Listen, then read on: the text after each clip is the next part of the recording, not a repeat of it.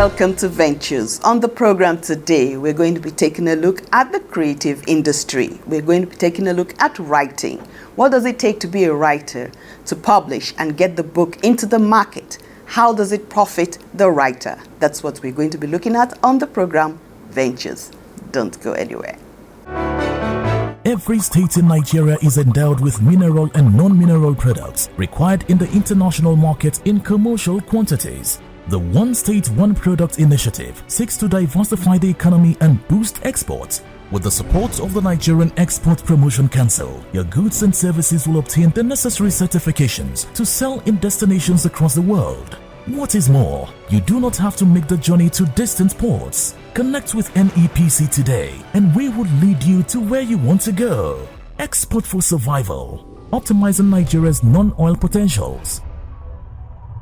With me in the studio to be talking about this very important part of the creative industry is Mr. Mike Ekuno and Amina Aboji. Welcome. What does it take to be a writer? Thank you for that question. It doesn't take a lot to be a writer. You have to have what to write about. Then you have to have the skills and the passion. Then you get into the act, which is very excruciating because it's not something you just do overnight and pronto is in the market. You sit down and start knocking it out. Yeah. So you must have something inside of you that is prompting you to do this. Oh yes, you must have something to share. You must have something to share. Knowledge, something specific to you, something that the world out there needs to hear or to read about. That's the first thing. Then you prime yourself with the skills to do that properly, and you're good to go. Okay, so but there are many genres, right? So Amina Aboji, you have a book in the market. What is it about? It's basically a collection of poetry, and again, like you said, you have to have something that you would like the public to know about, so a story to tell. And so the book basically is a collection of poetry talking about the vagaries of human existence. And of course, as a writer, you are influenced by your environment, your background, the various experiences that you've had. And as a writer living in Nigeria, a lot of the poems in this collection were influenced by the happenings, in the political space, in the everyday life of Nigerians and all. They all joined in influencing a lot of the poems in this collection. All right, so what are the challenges of writing a creative piece? What your genre of writing is? I do fiction, I do non-fiction, and a little bit of poetry too. So what is the challenge in doing a creative piece that you think is good enough for another person to read? Yeah, for you to come out with a creative piece, like you said, which distinguishes it from the regular, maybe school textbooks, because they are also writers. Yes, of course. But a creative piece is unique in that you're writing creatively, if you don't mind my repeating the word. But then you must have imbibed a lot. We're talking of the challenge now. You Yes. must have read other people's writing a lot. And then you would have been able to discover a niche that you fit in and that has not been flogged, as in written too much about in the past. And then you feel you have a peculiar story you can tell to fill in that niche. So you don't just roll out something to repeat what's already in the market without embellishment, without putting your personal touch on it. Okay. So you must have lived a life. You must have lived a life. If you're writing a novel, there is a lot that has to do with observation of humanity, observation of people in society, before you can be a good novelist. If you're writing poetry, as Amina will confirm, the same thing. Okay, so now we're going to talk about the real work of putting a piece out there. Let's talk about publishing. How long did it take before your book was ready for the market, Amina? Yes, it took years. It took years because a lot of things are involved. There is an entire value chain, an entire process. From writing to publishing to getting it into the hands of the readers. Unfortunately, in Nigeria, the writer is every. I mean, you take care of the entire value chain. So you have to start writing, editing, looking for somebody who will publish. Publishers in Nigeria just print, and then you collect your work and you take it into the market. So it takes a lot of time. Mine took several years, until I was ready to say, okay, of course I had to put the resources together. I had to keep every because the work bears your name. You have the responsibility to make sure that you've done your due diligence before you take it out into the public. And for me, that is having respect for the reader. So in doing that, personally, every poem here passed through several pairs of eyes, to make sure that I just wanted them to find out the holes in every work I did, so that I could cover the holes before I take them to the marketplace. So all of those processes took time, and then getting the publisher that will publish the work, and then it took about maybe 4 to 5 years before I was ready to get this work published. So what are the peculiarities in this? What are the things that are peculiar to Nigeria in what she's saying? The Nigerian peculiarities are fairly well known by most of us and could be guessed at by any average person who has tried to do business in Nigeria. But I'm not going to, bemoan our situation, which everyone knows about. In writing and publishing, especially, for example, this latest effort from me. What's the title? Soul Lounge. Soul Lounge. That's just come into the market. The printer, because I became the publisher by default, the printer, his quotation had to have a lifespan of just 5 days, 7 days. So when we were pushing mails, because he's not resident in the same city as I, when we were pushing mails, he warned me from the get-go that if I don't make a down payment on the quotation, after 5-7 days it will expire. And that's because of our exchange rate. Exactly. Yes, up and down, yo-yo, up and down, and in fact, up, not down. It doesn't come down. So everybody knows that, and that's one of the things. So I had to take a risk and make a down payment, substantial down payment of about 80%, for him to keep the rate he gave me at the same level. If not, it will jack up, and you won't blame him. Exactly. So that one is already there. Yeah. Okay, so in view of that, how then, what are the gains? Yeah, the profit should be notional. Any writer that tells you that he's out there to make profit, to become, to make monetary profit, and become a rich person, it's missing the point. So the profit is the satisfaction that you have something to say, and it's out there and it's getting critical attention.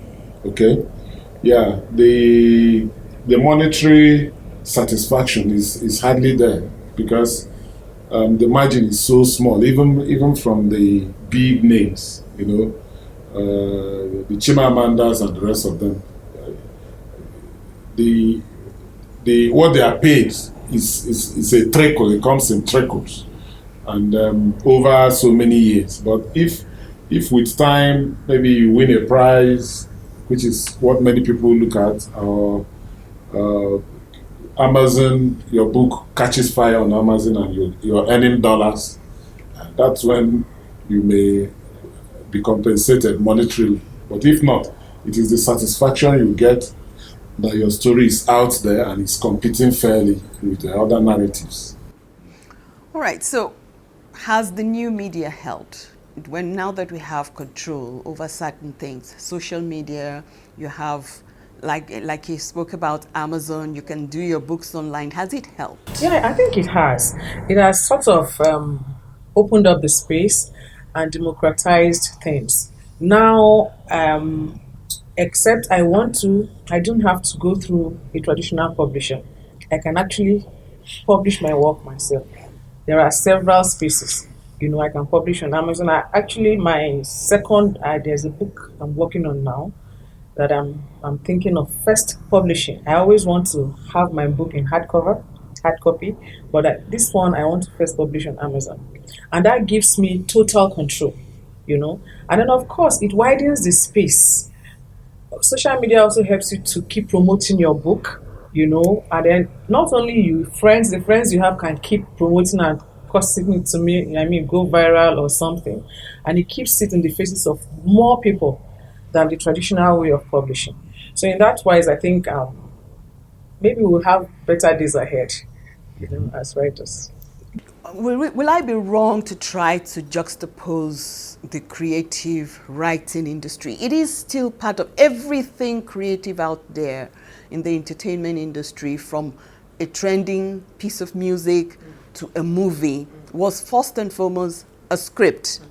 So how come those industries have found a niche in Nigeria and there are big figures to those industries? They're making a whole lot of money.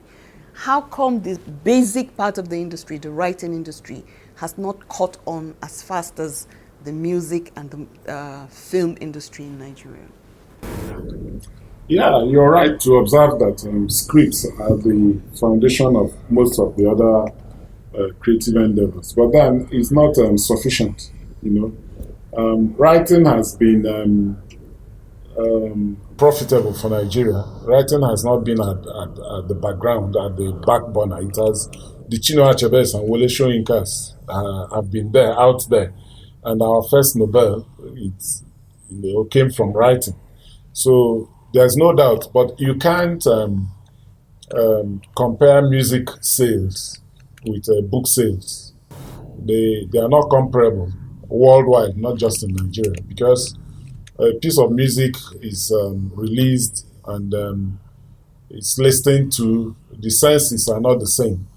You listen to the music, and you can be doing that while driving, you can be doing that while cooking, but you sit down to read a book and you don't read it for 2 minutes like you listen to a piece of music. You sit down to read and you read and read. So the metrics are not the same. You can, if you sell 1,000 copies of a book, you have blown. The book has blown. Okay. But selling just 1,000 downloads on music is nothing. So you're talking of millions downloads and what have you. So their markets are different. Okay. The markets are different. So, but if you say the new media has opened up the space, is Nigeria gaining? He says also that Nigeria is not behind. We are picking up the pace. We are not behind, and we have our first Nobel Prize from literature. So is the new media helping the space to grow? I think it is. You have more writers putting their works on Seller, for instance, on Amazon, promoting their works by themselves, because before, nobody promotes. I don't know if he's publisher or he is actually the publisher. He got someone to print for him. So he does the marketing himself. I got somebody, I don't need to call the name of the publisher, but one of the foremost publishers in Nigeria handled this work. But it was dumped back on me, okay?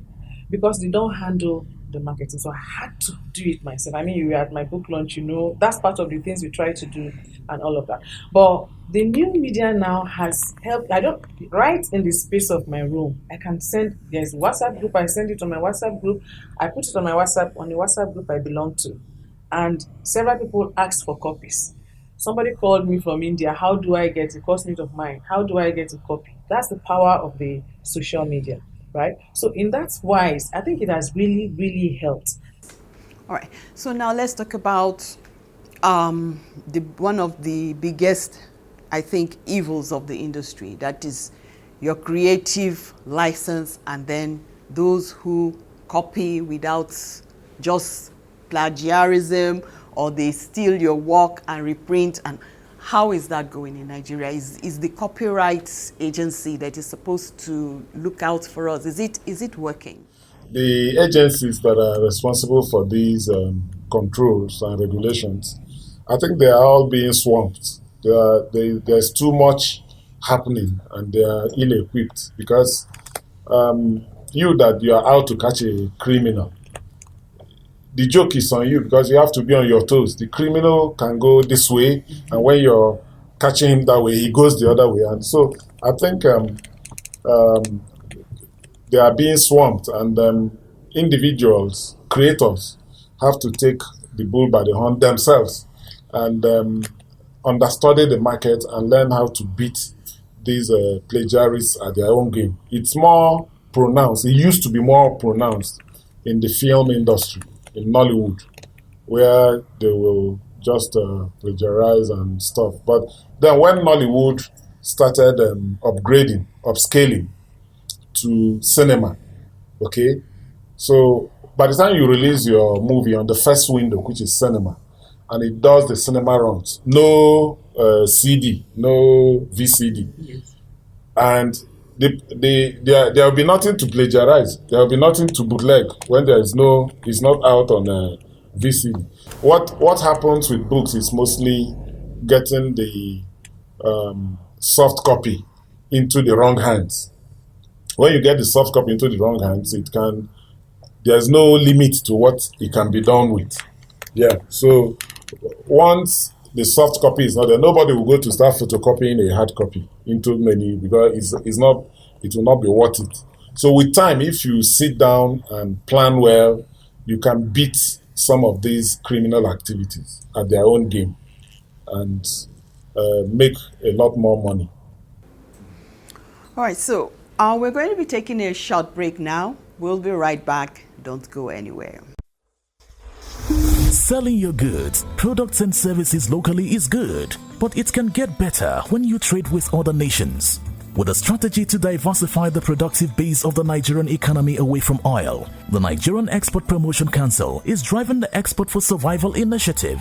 Come on board. Let's take you through major non-oil products you can export and earn at international rates, as we equip you with the required knowledge and skills for a successful export business.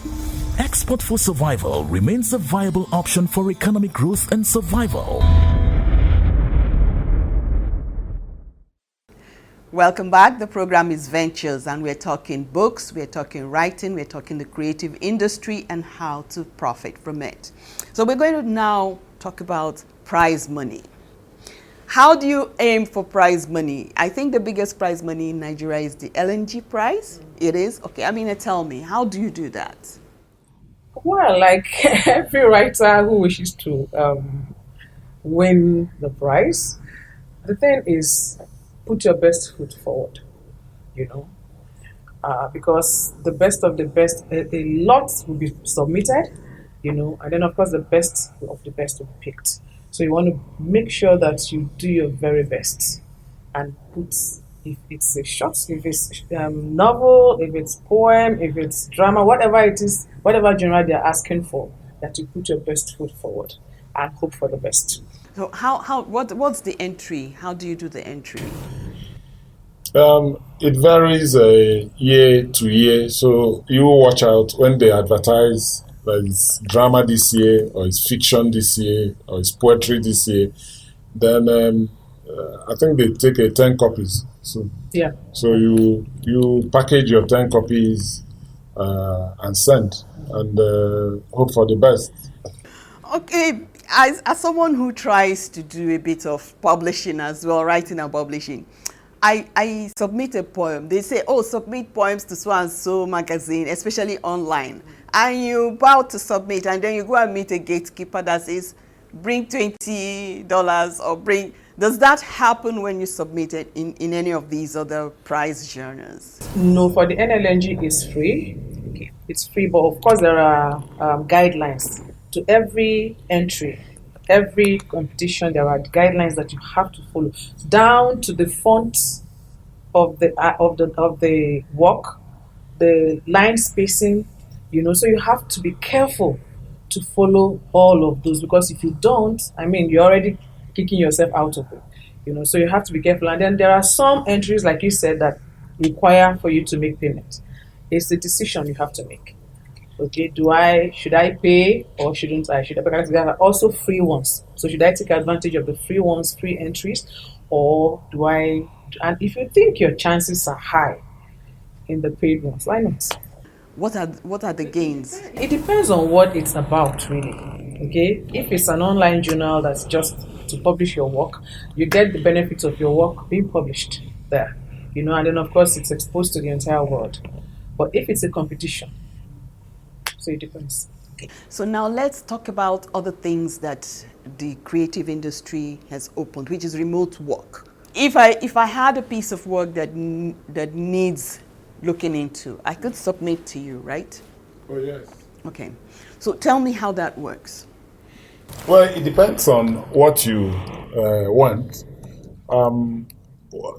The independents, you and I, who are pushing out our work ourselves, the essential thing is to make sure that what the traditional publishers do, that you can do it for yourself.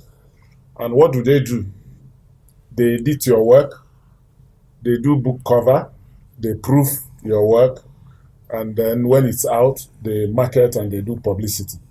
So if you can, do a division of labor and ask yourself how much you can do on your own in these areas. If you are not an editor, you can hire an editor to get your work properly edited. Then you do a cover design. I paid for the artwork and I paid for the cover design myself. So when you have done that, you have rendered the publisher almost redundant. So what he will do is printing, running the print, and you pay him for the print. So now you don't need to cry that a publisher did not accept your work, because the window is so small, it's so tiny in the first place. So you can go your own way. You can go it your own way if you can make sure that your work is properly edited, pay an editor, freelance, get your work properly edited, then do your design, your cover design, then just pay a printer to just run the machine and bring up your work. Then when it's out, you're going to hit the streets doing your marketing like I'm doing now. Okay. Yeah. So Amina, apart from the fact that you do your own writing and you are published already, you do take on works from people to help them out. So tell us how that works. Well, like you're talking about remote work. Yes. You're sitting there. You converse. I don't even have to meet you physically. We talk about it. I have my terms, my conditions, and as an editor, he's also an editor. You bring your work, and I tell you this is the payment, okay, and then this is it. Because for me, I charge per page, okay, and I learned that from an editor that did that to me, and I think it is worth it is because editing is serious work. And so you sit down and you discuss terms with the prospective client. If the person agrees, send the work via email, and then I get it done. Right. That sounds easy enough, but then editing is not easy, is it? No. All right. So tell us a little bit about yourself, Mr. Mike. I studied estate management at the University of Nigeria way back, and I practiced for some time as an estate surveyor in consultancy. So what did you study? Oh, I studied science laboratory technology, biochemistry option from the Kaduna Polytechnic. All right. It's good to meet writers that are so diverse. Thank you so much for coming to Ventures. Thank you for sharing your experiences. And I believe that this is a business that has great room in Nigeria, great room to grow. Selling your goods, products and services locally is good, but it can get better when you trade with other nations. With a strategy to diversify the productive base of the Nigerian economy away from oil, the Nigerian Export Promotion Council is driving the Export for Survival initiative.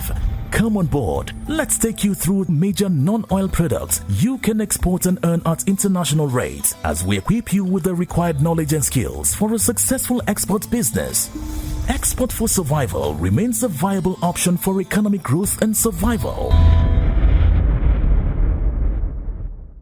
The program has been Ventures, and in Ventures we are always celebrating enterprise. Today we talked about the creative industry, the enterprise therein, and we hope that you've garnered a few pointers from today's program.